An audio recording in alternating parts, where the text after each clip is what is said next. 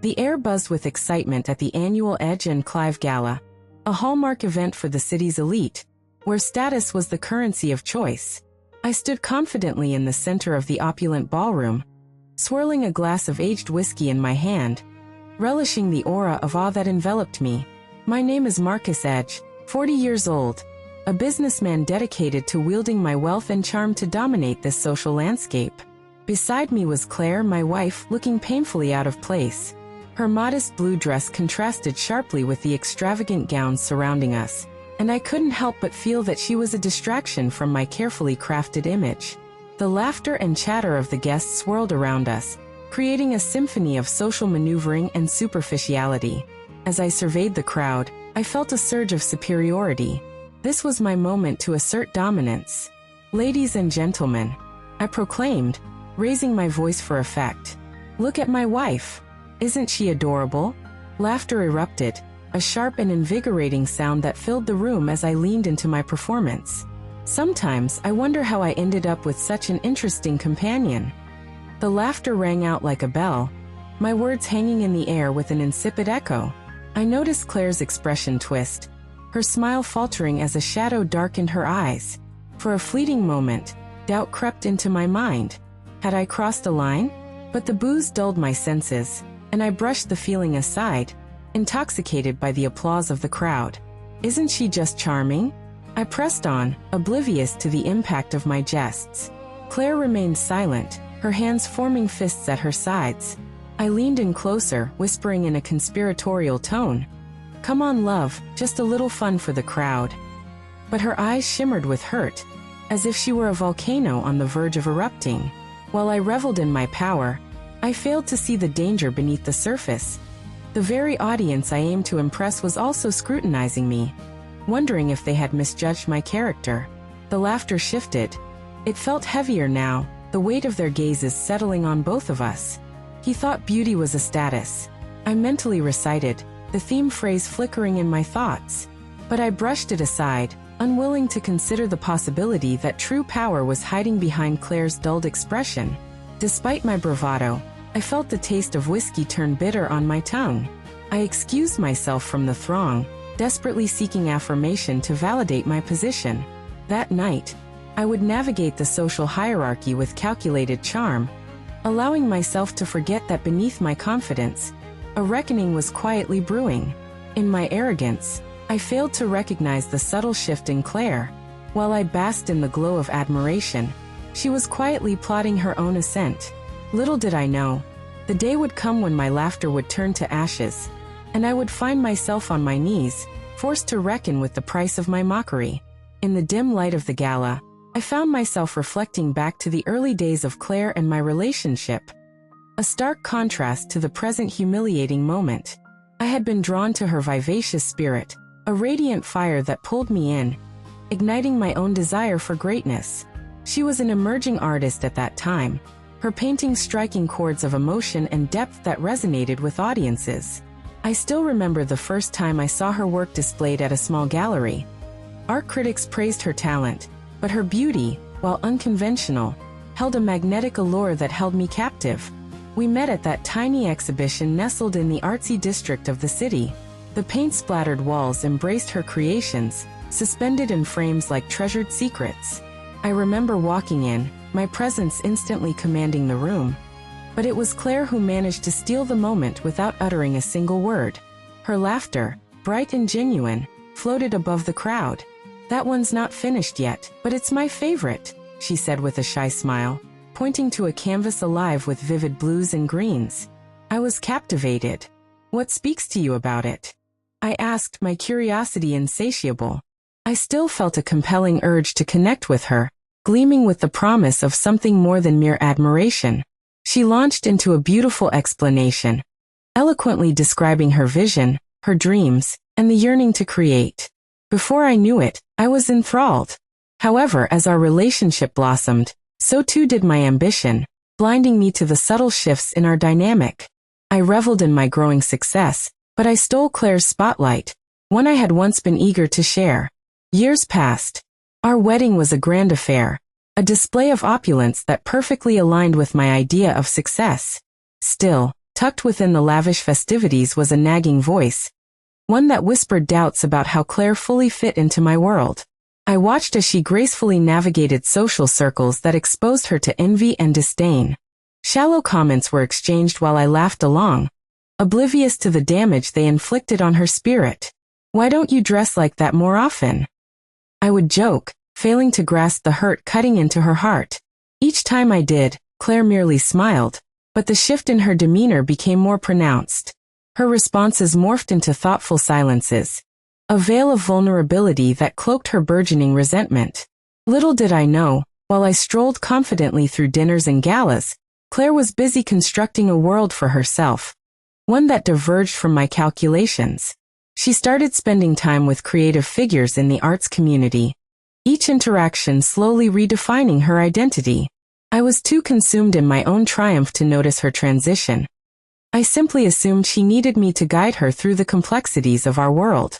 As our marriage turned pragmatic, momently peppered with hollow laughs and forced pleasantries, I began to observe hints of dissatisfaction flickering across her face.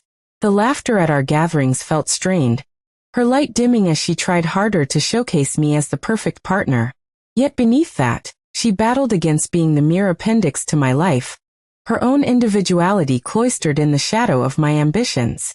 Counting the times I casually brushed off her artistic pursuits, diverting conversations back to my business triumphs, I felt pride swell within me, not noticing the torment it caused. I could sense her retreat into herself, an echo of regret spreading like wildfire through the cracks of our union. Still, I carried on, convinced that any reservations she had were fleeting, just another inconvenience to overcome. Then came that night, the gala. It was not merely another event, it was the ultimate turning point. As I basked in the validation of my peers, Claire became something else entirely. I recoiled as I recalled how I had obliterated her confidence with my mockery, watching helplessly as she faded in the spotlight that I so easily absorbed. In bed that night, after the gala, I tried to engage her in conversation but was met with silence, murky and dense, weighing in the confines of our sanctuary. "Claire, what's wrong?" I asked, feigning concern when all I really felt was annoyance for my disturbed evening. She turned to me, her expression unreadable in the dim light. "Nothing, Marcus. Just tired," she said, but I could see the cracks of her facade forming. "Tired from what?" "From my little performance," I scoffed, frustration creeping into my voice. Her silence was deafening, and I sighed, rolling over in bed, dismissing her hurt. I remember thinking then, and for weeks after, how could she not appreciate my humor? Didn't she see that it was all in good fun? What I stubbornly failed to recognize was that the fun I sought to create was damaging a delicate spirit I once cherished. I had misplaced the very thread that had connected us, thread I once adored weaving together. Little did I realize that that connection was wearing thin, unraveling quickly, and Claire was right at the edge of reclaiming her power. Days melted into weeks, each passing moment adding weight to our fractured relationship.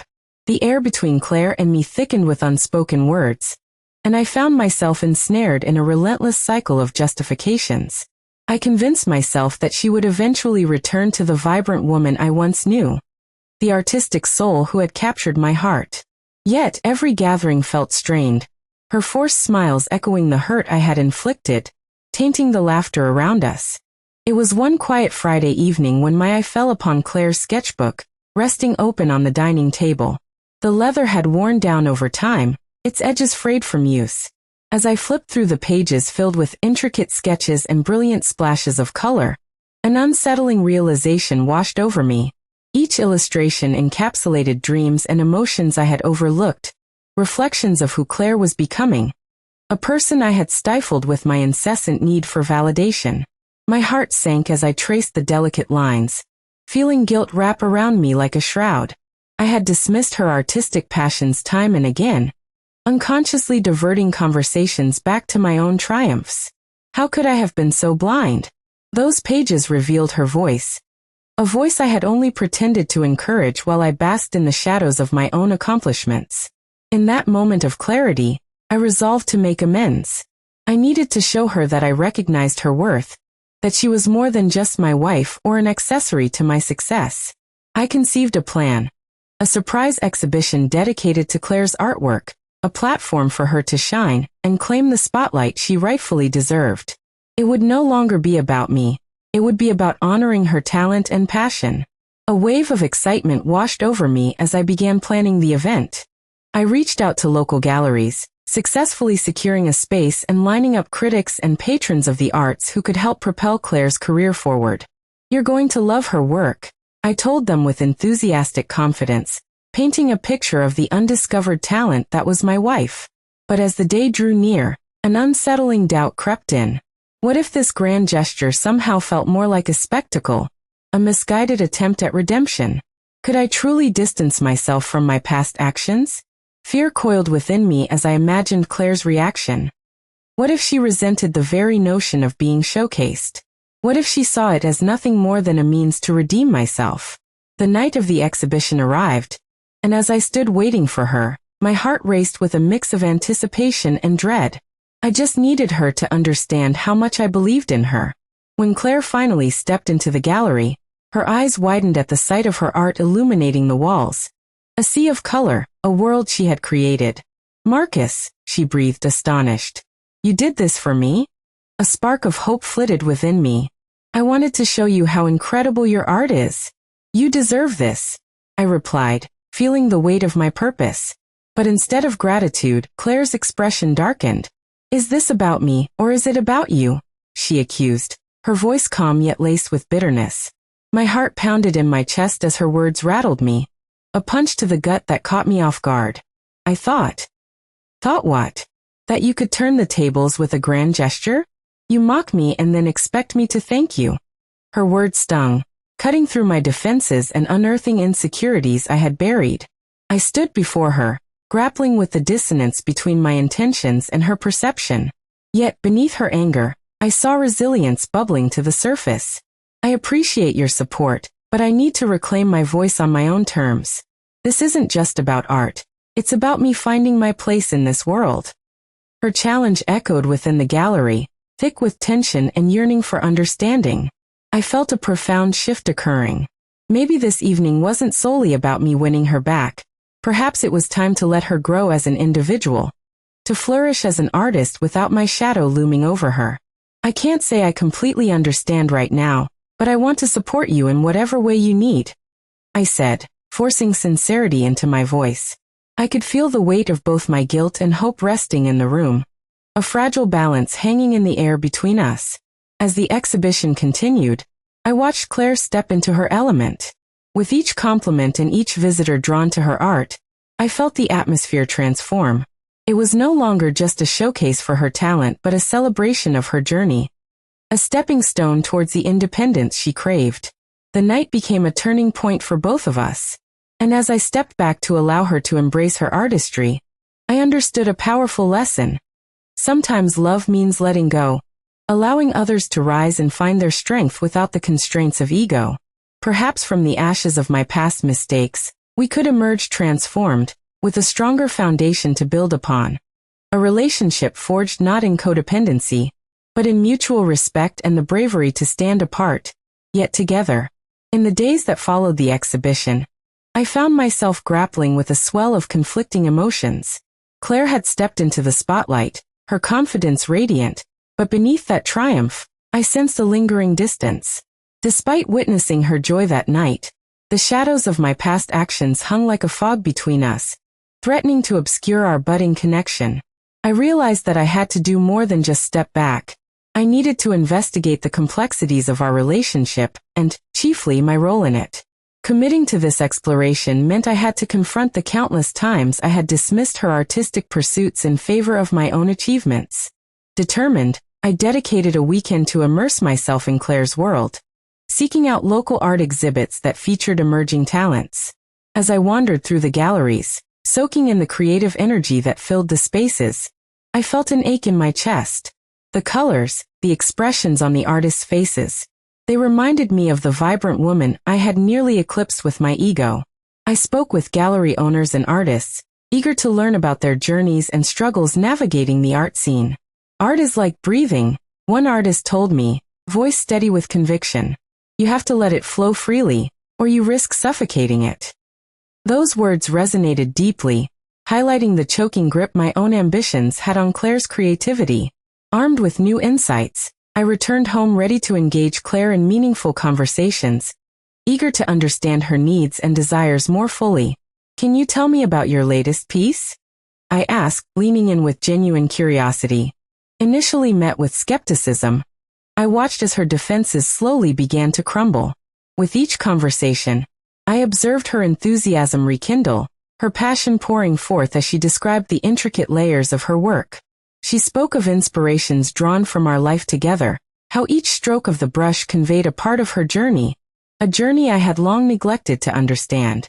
One evening, amid the glow of our shared studio space, I weighed the courage to propose an idea that had blossomed in my mind. What if we collaborate on something together? Something that embodies both of our perspectives? I suggested, my heart pounding. Claire's initial reaction was a mix of surprise and unease. "Are you sure? A collaboration can easily become about you again if we're not careful," she replied, skepticism etched across her brow. Drawing closer, I met her gaze. "Believe me, I want to ensure that your voice takes the lead in this. This is about celebrating our connection, not overshadowing it." To my relief, she agreed, and as we began brainstorming, I felt our creative energies intertwine. We painted side by side, discussing colors, textures, and themes, each session nurturing both our connection and her burgeoning confidence. The act of creating together was rejuvenating. It ignited sparks that had long lain dormant.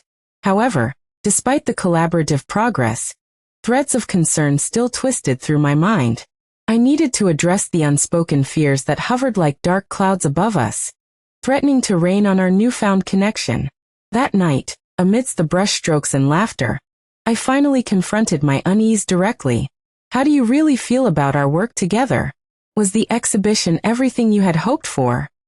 I ventured cautiously. Claire paused, her expression shifting. "I appreciated the gesture, Marcus, but I'm scared. What if it was a one-time thing? What if we return to how things were?" Her vulnerability pierced through my defenses, and I leaned in, heart racing. "I promise, I'm working hard to change. I want to be the partner you need, not just in this moment but consistently." Claire held my gaze, the gravity of her words palpable. "It's not only about you trying harder. We need to redefine what this marriage looks like. It's about us both growing and nurturing each other," she stated, her voice steady. Her truth hung between us, heavy yet freeing. "You're right," I admitted, feeling the moment shift. "It can't just be about me making promises. We both have to invest in our transformation." In that exchange, we began laying the groundwork for a deeper partnership. I cherished our continued exploration of collaboration, where Claire could express herself without fear of judgment or overshadowing. Each painting session allowed me to witness her passion rise to the surface like a phoenix from the ashes. It was as if I was uncovering layers of her soul that had been hidden away for too long. As days turned into weeks, I observed Claire venturing into her artistry with a renewed spirit. Her experimentation with colors, textures, and ideas mirrored her emotional journey, a journey I was finally beginning to comprehend. Every brushstroke she made was an affirmation of her identity, a reclaiming of her voice. One evening, after a particularly exhilarating session filled with laughter and shared ideas, Claire looked at me, her eyes sparkling with appreciation. "Thank you for allowing me to express myself like this," she said, her words sincere. "Thank you for trusting me," I replied, a warmth spreading through me. Slowly but surely, our relationship began to transform from carelessness to an intricate dance of support and understanding. I could tangibly feel the shift. It felt as if we were shedding old skins. What had once bound us was now becoming a solid foundation on which we could both stand tall. Through this journey, I learned that love sometimes means letting go, allowing each other to rise independently without the constraints of ego. As we continued to collaborate and explore, it became clear that what we were building was a relationship fortified by mutual respect, patience, and a willingness to grow. We stood on the brink of something beautiful, painting a narrative not of despair but of hope, resilience, and deepening connection. Each moment brought us closer, shifting our narrative into one that celebrated both individuality and partnership. Together, we were crafting a masterpiece that reflected both the beauty of each of us and the strength of our union, ready to embrace whatever came next. As the weeks rolled on, our collaboration deepened, revealing nuances of our relationship that I had long ignored. The studio we shared became a sacred space filled with laughter, creativity, and occasional moments of vulnerability. Yet, as exhilarating as the journey felt, I could feel the weight of impending challenges looming on the horizon, a faint shadow that threatened to disrupt our newfound harmony. The turning point came unexpectedly on a crisp autumn evening. The air crackled with excitement as we prepared for another art showcase in the very gallery where Claire had first stepped into the spotlight. I watched her meticulously arrange her pieces, the vibrant hues bursting forth against the soft backdrop of the gallery walls. Each painting was an embodiment of her journey, a testament to her resilience, independence, and unyielding spirit. But beneath the surface of her excitement, I sensed a ripple of anxiety. Claire moved with a hurried grace, adjusting the paintings one last time. Her brow furrowed as she stepped back to assess the overall composition. "What do you think?" she asked, glancing at me, her voice laced with apprehension. "They're incredible," I said, my heart swelling with pride. "You've poured yourself into this work, Claire. It's all so vibrant and alive." "It just feels so different this time," she admitted, vulnerability creeping into her tone. "What if people don't understand what I'm trying to do? What if they see it as just a phase or worse, not good enough?" I took a step toward her, wanting to reassure her with every fiber of my being. "You're not just an artist, you're a force. No one can take that away from you. No matter how this night goes, remember that what you've created is truly special. It reflects you." Her eyes softened at my words, but a flash of uncertainty hung in the air between us, palpable and bitter. The pressures of the art world weighed heavily upon her, a reminder of past disappointments that still festered deep within her psyche. As the gallery doors opened, a wave of excited chatter washed over us. Guests flooded in, their eyes scanning the walls, every pair eager to connect with the stories each painting held. I felt my adrenaline surge, wanting to be by her side, a steadfast pillar amidst the thrumming energy. Yet as the evening progressed, I noticed something troubling. A subtle shift in Claire's demeanor. She engaged with visitors, but there was a flicker of hesitation in her smile and a breathless quality to her responses. The confidence I had come to admire wavered. The currents of self-doubt and fear toyed at the edges of her composure. I tried to support her from the sidelines, watching her talent shine through. But as the night wore on, I sensed an invisible barrier rising between us. My heart sank when I saw her retreating to a quiet corner away from the bustling crowd, her gaze fixed on the canvas. I could feel an urge to intervene, to pull her back into the fray. I approached her cautiously. "Hey, you okay?" I asked, concern etched in my voice as I joined her against the wall. "I don't know if I can do this," she whispered, her voice trembling. "What if this is all just a fantasy? What if I'm not meant to be here?" "Claire," I said softly, cupping her face in my hands, forcing her to look me in the eye. "You've put everything into this. It's not about the crowd's reaction.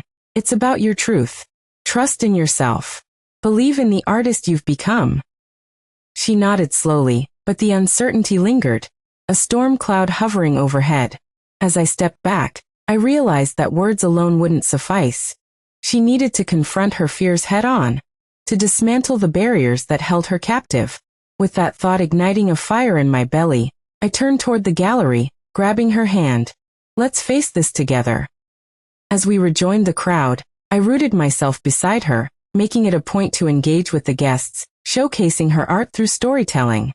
"This piece here tells the story of overcoming obstacles," I explained, gesturing toward one of her paintings. Claire watched, surprised and perhaps a bit inspired by the connection forming between her work and the visitors' responses. "It's about finding your voice," I continued. "These colors reflect her journey, one filled with struggles, victories, and a relentless pursuit to be heard." Slowly, I saw the light return to Claire's eyes as she began to recognize that she wasn't simply an artist in a gallery. She was a creator with a narrative that deserved to be shared. Each compliment from the attendees warmed us both, and I felt the barriers of doubt cracking, piece by piece. The greatest moment of change occurred when a young woman approached us, her eyes shimmering with admiration. "I've been following your work online, Claire," she beamed. "Your latest series resonated deeply with me. It's beautiful and raw, and it reflects a truth that so many of us feel." The words acted as a lifeline, pulling Claire from the depths of her insecurities. I watched, my heart swelling with pride as Claire engaged in conversation, her passion sparking back to life. In that moment, she reclaimed her voice, and the transformation was palpable.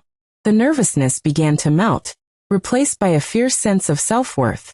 Finally, after what felt like an eternity, the evening came to an end. Guests wandered out, leaving behind echoes of laughter and applause. Claire turned to me, her face alight with newfound clarity. "Thank you for today. I really needed you to remind me who I am," she breathed, relief flooding her features.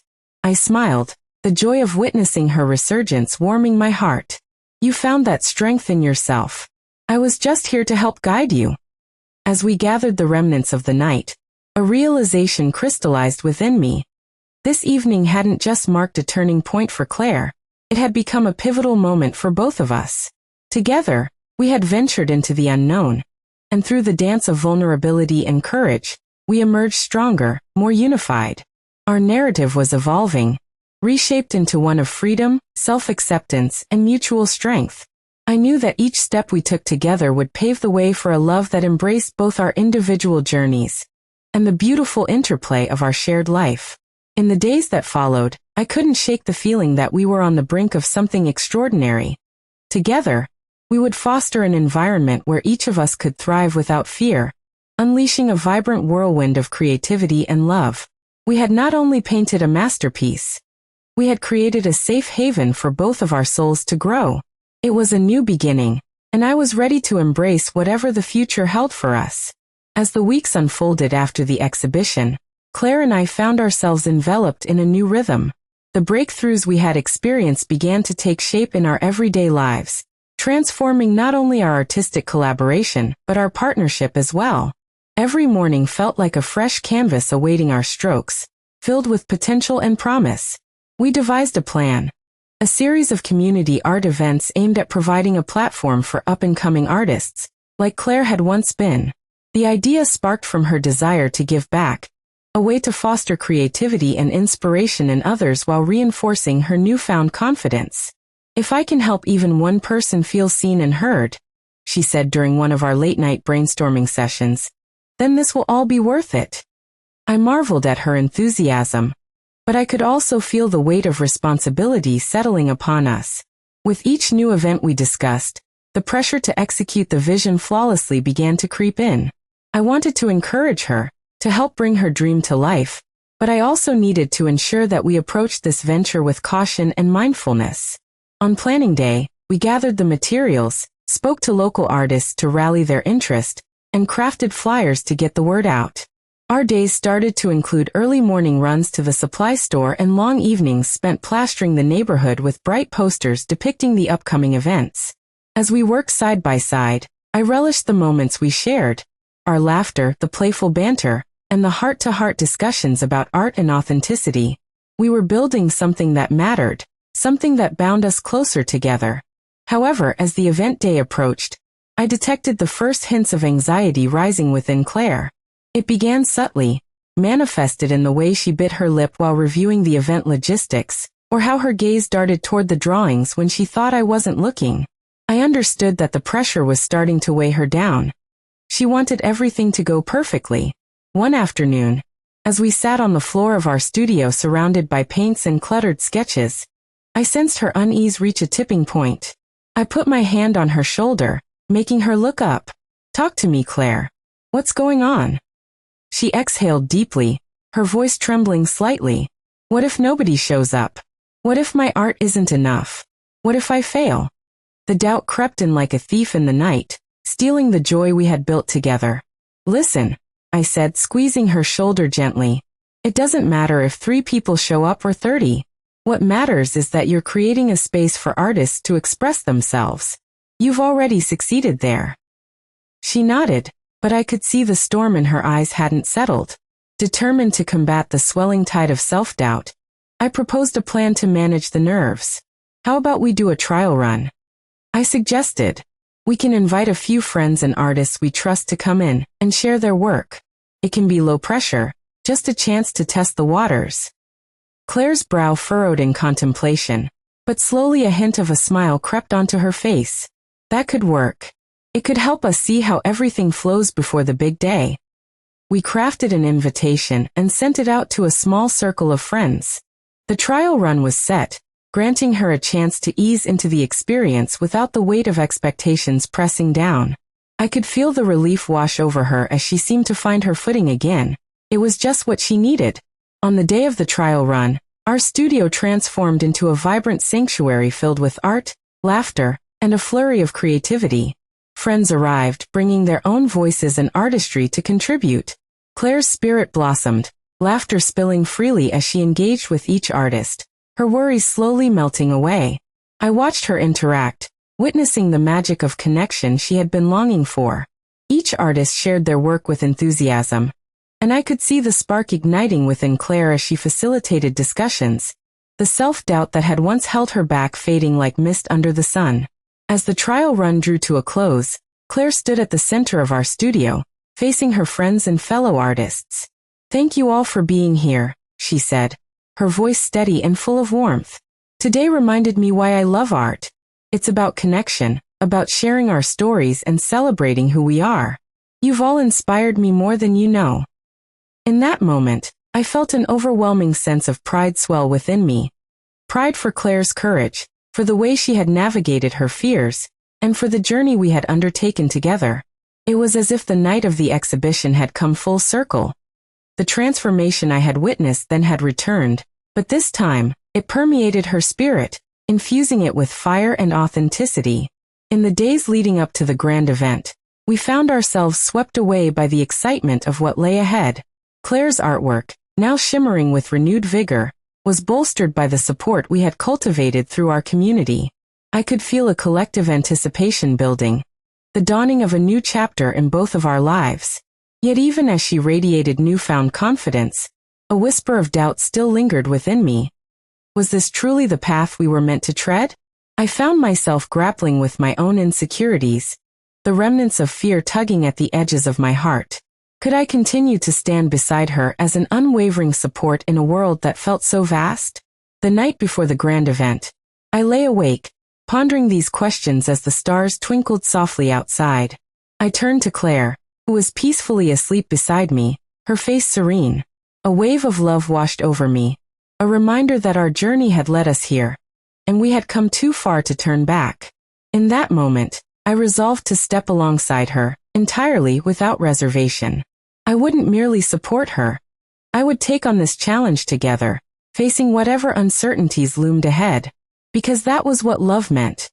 Embracing both the light and the dark, trusting in the process, and nurturing one another even amidst the chaos. When dawn broke, our grand event lay ahead, and together we would rise to meet it with open hearts, ready to unleash our creativity upon the world and step boldly into the unknown. The art we created would be a reflection of our journey, each brushstroke a testament to the strength of our bond and our unwavering commitment to a future brightened by possibility. As the sun dipped below the horizon, the time for our grand event arrived, enveloping the world in a deep blue twilight. The gallery, adorned with Claire's vibrant artwork, thrummed with anticipation. I stood at the entrance, my heart pounding. A crowd began to filter in, their excitement palpable. Claire was at the center of it all, introducing her pieces with an enthusiasm that filled the room. I was captivated by her transformation. The artist who had once doubted herself now stood confidently, ready to share her story.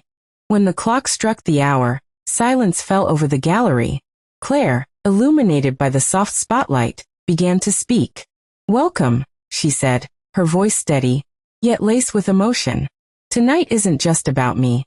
It's about the stories woven into each brushstroke, the connections we make through art." From my spot in the crowd, I felt a swell of pride as she continued. This moment was hers, and I was in awe of her strength. But then the atmosphere shifted. A figure stepped forward, arms crossed defiantly. But is this really art? He challenged, skepticism dripping from his tone. Is sharing your personal story enough to make it worthy? The sharpness in the air was palpable, and I felt a wave of protectiveness surge through me as I watched Claire's confidence falter. Memories of her struggles flashed before my eyes, reigniting my urge to defend her. I took a step forward. Art is about connection, I said, my voice clear and unwavering. Claire's work embodies her journey.